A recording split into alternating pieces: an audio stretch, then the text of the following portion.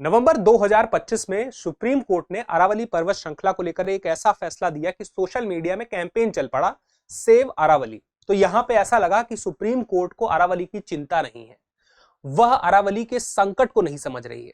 और इसी के साथ ही हाल में ऐसा होता है कि सुप्रीम कोर्ट स्वतः संज्ञान लेती है और अपने ही फैसले को समझने की कोशिश करती है कि जो उसने फैसला दिया था वो ठीक है कि नहीं है।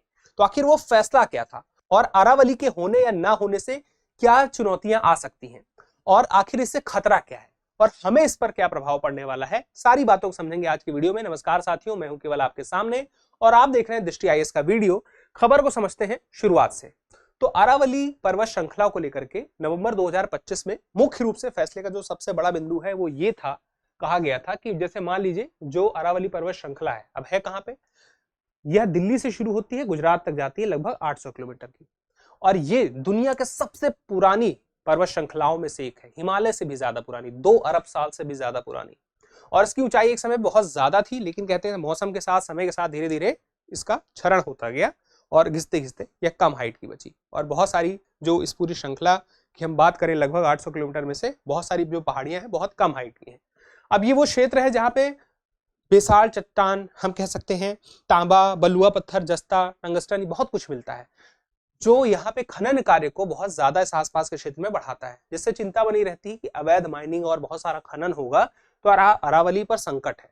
और ये जो संकट है इस फैसले से कैसे जुड़ा है कि अगर ये तय कर दिया सुप्रीम कोर्ट ने नवंबर के फैसले में कि 100 मीटर से ऊंची अगर कोई पहाड़ी है इस क्षेत्र में, इस रेंज में, तो उसे अरावली का हिस्सा माना जाएगा, अरावली की पहाड़ी माना जाएगा। 100 मीटर से कम है हाइट तो फिर वो अरावली पहाड़ी का हिस्सा नहीं, वो अरावली पहाड़ी नहीं है। तो ऐसे में ये दिक्कत थी कि लगभग 90% के आसपास जो पहाड़ियां अरावली श्रृंखला की वो 100 मीटर से कम हाइट की हैं। तो ये खतरे की बात थी। इसी वजह से कैंपेन शुरू हो, कैसे में तो अरावली बचेगा ही नहीं, क्योंकि जितना भी है वो काम का है, क्योंकि उसकी वजह से ही जो उत्तर पश्चिम का यह क्षेत्र है, राजस्थान में थार मरुस्थल है, वह मरुस्थलीकरण आगे इस मैदानी क्षेत्र में नहीं हो पा रहा है।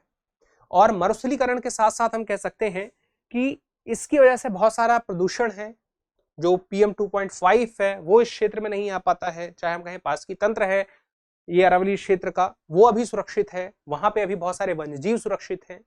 चाहे जल पुनर्भरण की क्षमता हो, चाहे उसके अलावा ये बात हो कि इस अरावली की वजह से जो बहुत सारे वन्यजीव हैं वो सुरक्षित हैं, उनके लिए गलियारा यहाँ पे है जो कम ऊंचाई के यहाँ पे पहाड़ियां हैं उनकी वजह से।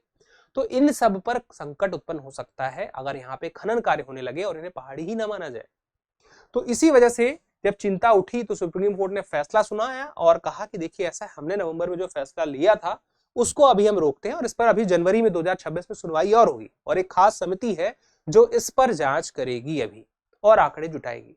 लेकिन देखिए ये कैंपेन जो शुरू हुआ सेव अरावली, और इसी के साथ ही सुप्रीम कोर्ट ने सुमोटो लिया, तो ऐसे ही नहीं लिया, उसके पीछे कुछ फैक्ट भी काम कर रहे थे।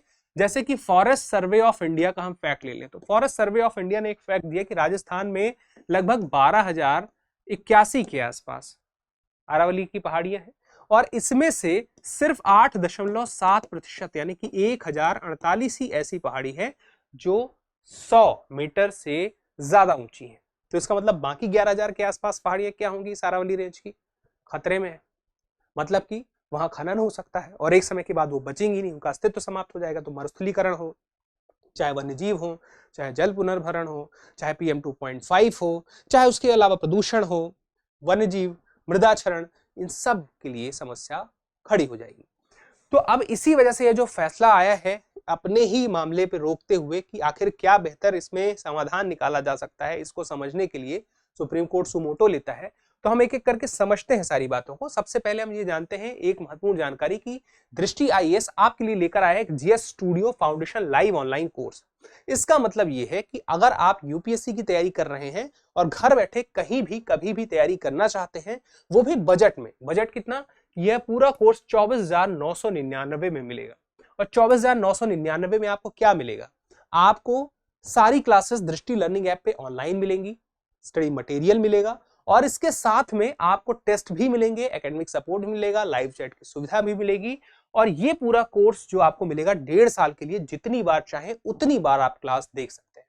तो फायदेमंद है, इसका लाभ उठा सकते हैं, दृष्टि लर्निंग ऐप डाउनलोड कर सकते हैं।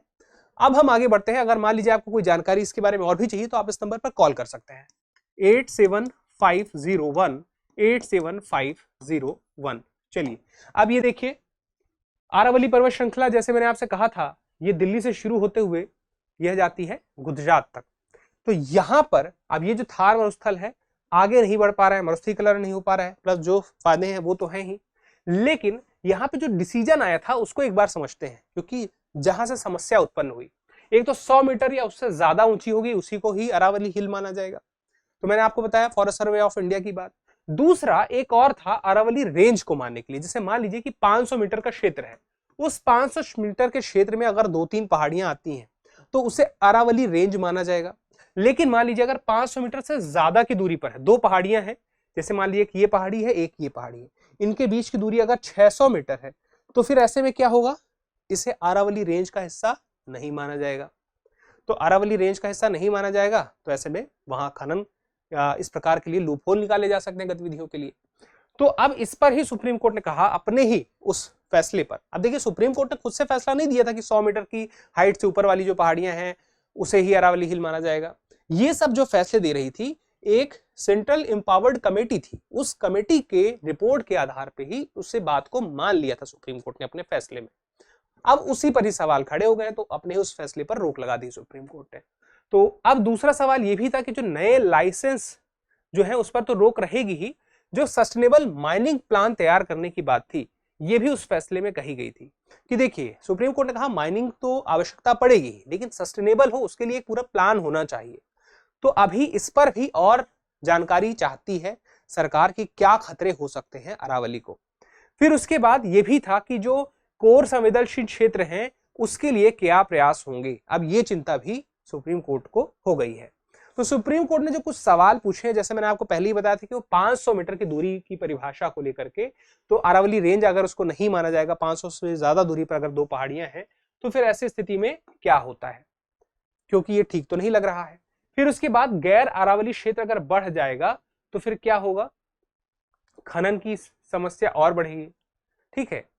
फिर दूसरी बात क्या है कि अगर 200 मीटर वाली ऊंची हिल्स के बीच 700 मीटर से ज्यादा गैप हो तो बीच की जमीन में खनन की अनुमति दी जाए। अब जैसे ये था, जैसे मान लीजिए कि 2 अरावली रेंज है, ठीक है, अब वो मान लीजिए 100 मीटर से ऊंची भी है एक बार के लिए, तो बीच की जो जगह है वो 500 मीटर से ज्यादा दूर है, तो बीच की जगह में क्या अगर हम उसको रेंज का हिस्सा नहीं मानते तो फिर इसका मतलब है कि खनन गतिविधि भी तो हो सकती है, क्योंकि अगर हम रेंज का हिस्सा मानेंगे और बीच में वो जो दूरी है 500 मीटर के अंदर की है तो वो सुरक्षित है, वहां पे खनन नहीं होगा, भले वो निचले स्तर पर है, 100 मीटर से कम ऊंचाई पर है, लेकिन 500 मीटर से दूरी जाते ही क्या होगा कि अब उसे रेंज का हिस्सा नहीं माना जाएगा, तो बीच के हिस्से में हो सकता है खनन चले, भले वो 100 मीटर से ऊंची है, उन पहाड़ियों पे खनन ना हो, ये समस्या थी। फिर उसके बाद अरावली की इकोलॉजिकल कॉन्टिन्यूटी यानी कि पारिस्थितिक जुड़ाव पर भी सवाल उठे, जैसे मैंने अब क्या कहा, बाघ गलियारा भी है, अन्य वन्य जीवों के लिए गलियारा है, तो गलियारे का यानी कि एक जंगल से दूसरे जंगल आ रहे हैं जा रहे हैं, और वहां पे वो रास्ता कहाँ है, वो कम ऊंची वाली पहाड़ियां, वो जो घाटी वाला क्षेत्र है वहां से जा रहे हैं, वहां पे खनन कार्य होगा तो वो आवागमन प्रभावित होगा, पारिस्थितिकी तंत्र तो होगा ही, और जो 11,000 से ज्यादा पहाड़ियों के खनन की मैंने बात की थी उस पर भी सुप्रीम कोर्ट ने कहा कि मीडिया में जो बात चल रही है ये कितनी इस पे सच्चाई है उसको भी समझना है, वह भी यह जानना चाहती है। तो इसके लिए एक और खास समिति की बैठक की गठन की बात कही गई है, और समिति ऐसी नहीं होगी, उस समिति में विशेषज्ञ होंगे, विषय के विशेषज्ञ, जैसे पर्यावरण से संबंधित या उसके अलावा भूगोल से संबंधित, तो हर सब्जेक्ट के जो विशेषज्ञों की आवश्यकता है वो वहां पर रहने वाले हैं। फिर उसके बाद खनन का कोई प्लान लागू करने से पहले निष्पक्ष और स्वतंत्र जांच होगी, यानी कि ऐसी कोई प्लान तैयार करके खनन के लिए, जो खनन मास्टर प्लान कह रहे थे कि एक सतत प्लान होना चाहिए, ऐसा नहीं हो जाएगा। और ये सब चीजें कौन ऑब्जर्व कर रहा है, वो ऑब्जर्व कर रहा है एक के परमेश्वर, एमिकस क्यूरी जिन्हें हम कह सकते हैं न्याय मित्र। तो एक न्याय मित्र है के परमेश्वर। अब न्याय मित्र ये एक वरिष्ठ वकील है और सुप्रीम कोर्ट ने इन्हें न्याय मित्र इस मामले में बनाया हुआ है। तो न्याय मित्र का मतलब ये होता है कि एक ऐसा पर्सन जो किसी एक तरफ से नहीं देख रहा है या किसी एक के पक्ष से नहीं देख रहा है, वह निष्पक्ष होकर मामले को समझ रहा है और उस मामले में कोर्ट को जानकारी उपलब्ध करा रहा है।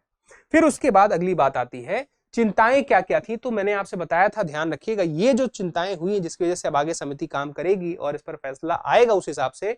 तो संरचनात्मक पैराडॉक्स, पहले वो 100 मीटर की ऊंचाई वाला, और दूसरा 500 मीटर से ज्यादा गैप होता है तो उसे अरावली रेंज का हिस्सा जब अगर हम नहीं मानेंगे तो क्या फिर खनन होगा, तो वो चिंताएं कैसी रहेंगी। और अरावली क्षेत्र जो है जब हम नहीं मानेंगे तो गैर अरावली क्षेत्र में बढ़ेगा, तो वहां पे खनन संबंधी क्या चुनौतियां आएंगी, कितने खनन होंगे, उसको कैसे कंट्रोल करना है। दूसरी बात की जो पारिस्थितिकी तंत्र है, अब पारिस्थितिकी तंत्र में क्या आ जाता है, वृक्ष भी आ जाते हैं, नदी भी आ जाती है, मिट्टी भी आ जाती है, वन्य जीव भी आ जाते हैं, तो इन सब पर जो खतरा होगा वो बचाना है। फिर उसके बाद मैंने कहा मरुस्थलीकरण, अब मरुस्थलीकरण बढ़ेगा अगर ये अरावली रेंज नहीं रहेगा, तो इसकी चिंता भी करनी है। और जो 11,000 पहाड़ियों वाली चिंता थी, जल पुनर्भरण, देखिए जो वर्षा का पानी होता है जल, वो वहां पे भूजल भरण होता है तो नीचे जमीन का जो वाटर लेवल है वो बढ़ता है, अगर ये नहीं रहेगा तो भूजल भरण की समस्या होगी। शहरीकरण होगा, क्योंकि गैर अरावली क्षेत्र मान लिया जाएगा तो शहरीकरण विस्तार होगा, निर्वनीकरण होगा, यानी कि वन जो है वो धीरे धीरे समाप्त होने लगेंगे। और खनन का कार्य और तेज होगा अगर वो हम अरावली क्षेत्र नहीं मानेंगे। और पारिस्थितिकी तंत्र जैसे मैंने आपसे कहा था कि इकोलॉजिकल कंटिन्यूटी पर असर पड़ेगा।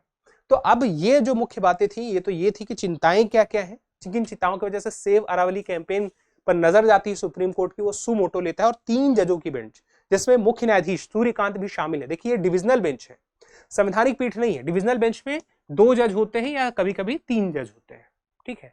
आमतौर पर जो संवैधानिक पीठ होती है वो 5 जजों की होती है। तो यहाँ पे अब मुख्य बातें जान ले कि लगभग 200 मिलियन वर्ष पुराना है, पूर्व प्री कैम्बियन युग का है, और यह विश्व की सबसे पुरानी पर्वत श्रृंखलाओं में से एक है। अब एक माउंट आबू का आपने नाम सुना होगा, यह माउंट आबू कहां पे है, राजस्थान में है, 1722 मीटर की ऊंचाई पर है, कहीं कहीं पे 1727 मीटर होगा, ये इसी अरावली पर्वत श्रृंखला पे है। इसके अलावा भौगोलिक विस्तार तो आपने देख ही लिया था, कहां से कहां किस राज्य में और कितने किलोमीटर तक है। और थार रेगिस्तान, ये थार रेगिस्तान की वजह से जो मरुस्थलीकरण हो सकता है उससे बचाने में कैसे मदद कर रहा है, और अंत में जो जल प्रणाली में कैसे वाटर लेवल बढ़ा के योगदान देता है। अब देखिए इसके संरक्षण के लिए हम अगर चाहते हैं अपने आप को मरुस्थलीकरण से अपने आप को बचाना, तो हमें कुछ अलग से भी प्रयास करने होंगे। जैसे कि सहारा रेगिस्तान में हम बात करें, उससे बचने के लिए अफ्रीकी देशों ने 11 अफ्रीकी देशों ने एक प्रयास किया था कि 8000 किलोमीटर लंबी एक ग्रीन वॉल, जिसे कहें द ग्रेट ग्रीन वॉल, बनाने की योजना बनाई थी। और वो योजना कैसी थी कि 11 देश मिलकर के एक जो साहेल क्षेत्र है, साहेल क्षेत्र क्या है, जो सहारा रेगिस्तान है और उसके आगे का जो मैदानी क्षेत्र है उसके बीच का एक ट्रांजिशन वाला क्षेत्र है, वहां पे ग्रीन वॉल, ग्रीनरी लगा के ऐसा माहौल बना दे जिससे कि आगे मरुस्थलीकरण ना हो, यानी कि आगे की जमीन खराब ना हो।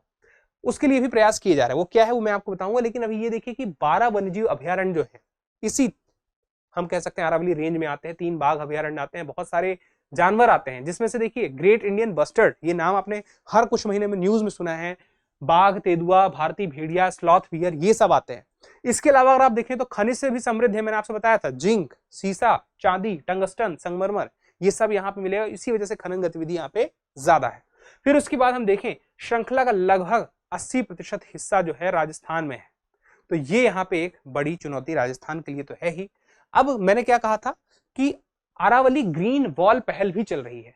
क्या हो रहा है कि अरावली को बचाने के लिए, मरुस्थलीकरण से बचने के लिए एक पहल शुरू होती है, द ग्रेट ग्रीन वॉल, जो अफ्रीका के उस तरीके से मॉडल से ली गई थी। तो भूमि क्षरण को इसमें रोका जाएगा और इसमें पारिस्थितिकी तंत्र जो है वो मजबूत बना रहेगा।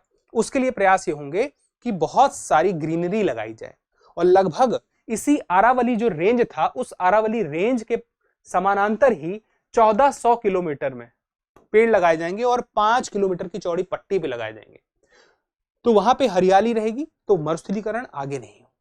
फिर उसके बाद हम देखें तो ये प्रयास था कि 2027 तक ये पूरा अंतराल भर लिए जाने के लिए 1.1 मिलियन हेक्टेयर से अधिक जो भूमि है उसकी पुनर्स्थापना कर ली जाएगी, यानी कि वहां पे ग्रीन वॉल तैयार कर दी जाएगी। अब उसके बाद यह जो ग्रीन वॉल होगी, मैंने क्या बताया था, चाहे रेत हो चाहे धूल हो, इसी से फिर धीरे धीरे मरुस्थलीकरण बढ़ता है, उस पर कंट्रोल करने में बहुत मदद करेगी। सवाल मौखिक रूप पे ही है, जिससे कि मुझे आप बता सकें कि जो अरावली पर्वत श्रृंखला है कितने राज्यों में है, ग्रेट ग्रीन वॉल जो है उसका प्लान क्या है, कितने किलोमीटर का है, कितने किलोमीटर की चौड़ाई पर ग्रेट ग्रीन वॉल बनाया जाएगा, और इसके साथ ही जो हाल में फैसला है जिस पर रोक लगाई गई है, जिसमें अरावली पर्वत के लिए ऊंचाई की सीमा तय की गई थी, वो ऊंचाई क्या थी, कितने मीटर की थी। ये सारी बातें अगर आप मुझे बताएंगे तो मुझे आइडिया लग जाएगा कि आपने पूरा वीडियो ध्यान से देखा है, आपको चीजें ध्यान में आ चुकी हैं। मिलते हैं अगले सेशन में, धन्यवाद। Introducing Drishti IAS Everyday Wear, the casual jacket and the polo neck t-shirt, perfect for everyday and casual wear. Shop now on the Drishti Learning app and Flipkart. Buy link in the description. अब exam की तैयारी को और बेहतर करने के लिए हमारे चैनल को लाइक, शेयर और सब्सक्राइब करना ना भूलें।